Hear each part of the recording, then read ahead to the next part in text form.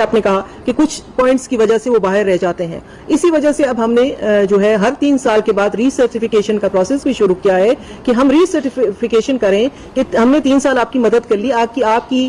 زندگی میں آپ کے مالی آمدن میں کوئی فرق آیا یا نہیں آیا, تو اس سے بھی جو ہے ہر 3 سال بعد لوگ ایگزٹ کریں گے جو بہتر زندگی کی طرف جا چکے ہیں, تو ہمارے پاس مزید جگہ بنے گی. یہ اسی سلسلے کی جو ہے یہ کڑیاں ہیں. اور جیسا کہ آپ نے پوچھا ہے بینکنگ ماڈل کی وجہ سے, تو نیا بینکنگ ماڈل ابھی کچھ عرصہ پہلے ہی جو ہے متعارف ہوا ہے, اور اس کی ہماری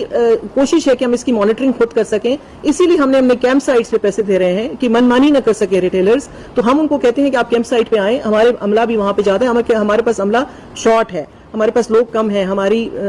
جو تھی پوزیشن زیادہ ہیں, لیکن I don't know for what reason ہمارے پاس وہ اتنا لوگوں کو امپلائی نہیں کیا گیا. تو وہ پھر بھی ہم کوشش کرتے ہیں کہ ہم ہیڈ کوارٹر سے لوگوں کو بھیجیں ہر جگہ کہ وہ خود جا کے مانیٹر کر سکیں کہ کس طریقے سے نیا بینکنگ ماڈل ہے, اس کے ٹیتھنگ پرابلمس ہیں, وہ انشاءاللہ تعالی بہتری کی طرف جائے گا. لیکن میں نے جیسے آپ کو پہلے کہا ہم مزید بہتری چاہتے ہیں, اور مزید بہتری ہماری اسٹیٹ بینک کے گورنر صاحب سے بھی ملاقات ہوئی ہے. اس میں ہمارے پریزیڈنٹ آصف علی زرداری صاحب نے بہت بڑا رول ادا کیا ہے, انہوں نے ڈائریکشن دی ہے. ہماری اسٹینڈنگ کمیٹیاں جو ہیں سینٹ کی پاورٹی ایلیویشن کی اور ہماری جو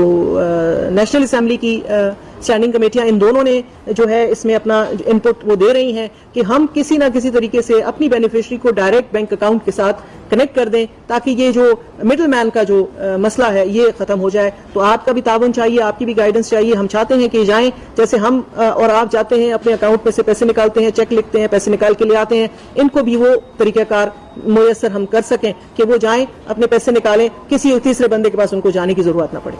شکریہ, تھینک یو.